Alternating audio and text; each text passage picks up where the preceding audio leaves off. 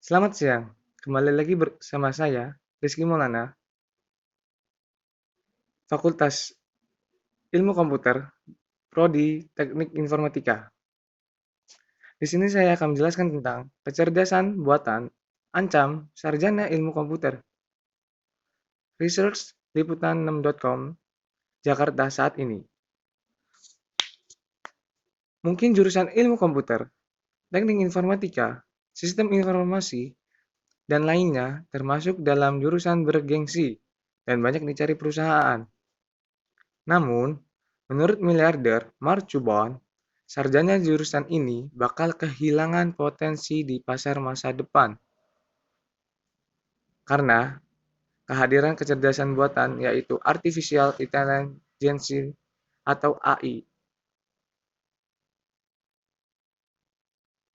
20 tahun dari sekarang, jika kamu sekarang seorang coder, coder itu yang mengcoding atau yang membuat situs web atau link dalam pemrograman, itu namanya coder. Lanjut, mungkin kamu akan segera kehilangan pekerjaanmu, ungkapnya saat diwawancari oleh Kara Swisher dari Recode Decode.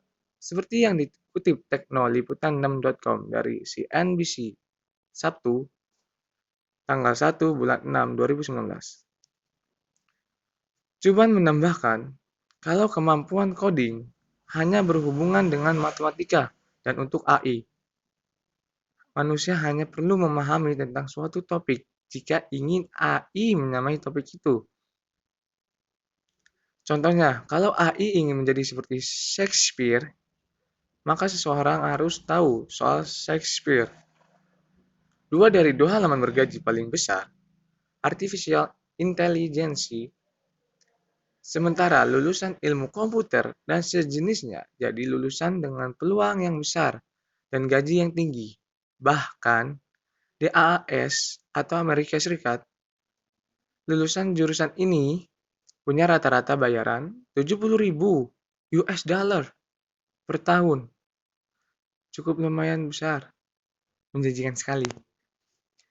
Banyak yang menilai kecerdasan buatan sebagai peluang, namun ada juga yang menganggap manusia harus berhati-hati. Ingat, harus berhati-hati ya terhadap teknologi yang kalian kembangkan.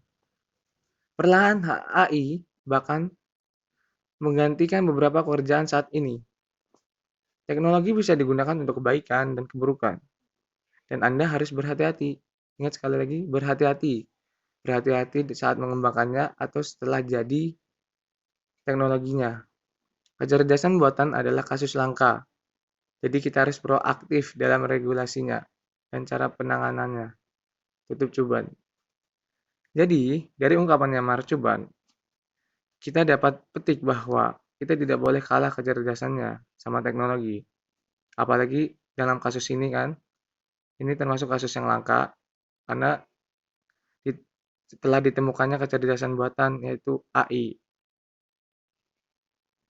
Jadi harus berhati-hati.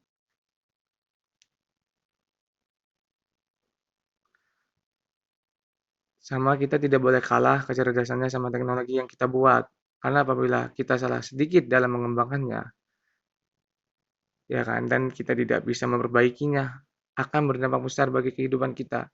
Bayangin aja, AI yang kita buat, teknologi yang kita buat, apabila kita sendiri yang buat mereka teknologinya, tidak tahu cara mengatasinya, nah, dia bisa teknologi tersebut bisa semena-mena karena di kasus ini AI kayak mempunyai otak sendiri dalam melakukan kegiatan kegiatan kegiatan kayak setiap hari kita sebagai manusia. Kalau kita tidak tahu cara mencegahnya, bisa kewalahan di kehidupan yang masa akan datang. Menurut saya sekian informasi yang saya sampaikan.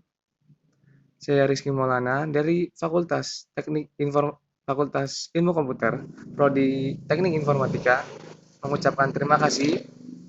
Sekian dari saya. Selamat sore. Jangan lupa like, comment, and subscribe. Oke, oke. Udah, Cok.